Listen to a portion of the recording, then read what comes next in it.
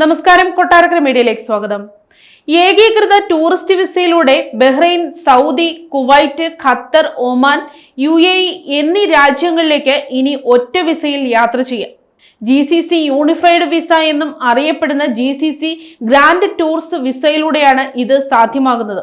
GCC ഇതര പൗരന്മാർക്ക് ഒരു വിസ ഉപയോഗിച്ച് 6 ഗൾഫ് രാജ്യങ്ങൾ സന്ദർശിക്കാനുള്ള ഓപ്ഷൻ നൽകുന്ന ഒരു പുതിയ വിസ സംരംഭമാണ് ഇത്.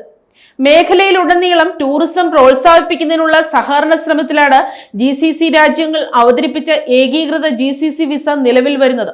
ഗൾഫ് രാജ്യങ്ങളിൽ താമസിക്കുന്ന വിദേശികൾക്ക് പ്രത്യേക വിസകൾ എടുക്കാതെ തന്നെ മേഖലയിലെ മറ്റു രാജ്യങ്ങളിലേക്ക് യാത്ര ചെയ്യാൻ ഈ പദ്ധതി കൂടുതൽ സൗകര്യപ്രദമാകും.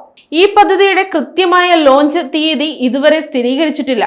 പക്ഷെ 2025 തന്നെ പദ്ധതി പ്രാബല്യത്തിൽ വരുമെന്നാണ് പ്രതീക്ഷിക്കുന്നത്. ഏകീകൃത GCC വിസയ്ക്ക് 30 മുതൽ 90 ദിവസം വരെ സാധുത ഉണ്ടായിരിക്കുമെന്ന് പ്രതീക്ഷിക്കുന്നു.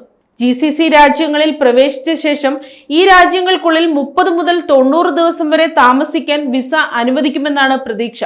കൂടാതെ 6 GCC രാജ്യങ്ങളിൽ നിന്ന് സന്ദർശിക്കാൻ ഒരു രാജ്യം തിരഞ്ഞെടുക്കുന്ന സിംഗിൾ കൺട്രി വിസയ്ക്കും ഒന്നിലധികം അല്ലെങ്കിൽ എല്ലാ GCC രാജ്യങ്ങളും സന്ദർശിക്കാനായി മൾട്ടി കൺട്രി വിസയ്ക്കും ഒരു ഓപ്ഷൻ ഉണ്ടായിരിക്കുമെന്ന് പ്രതീക്ഷിക്കുന്നു.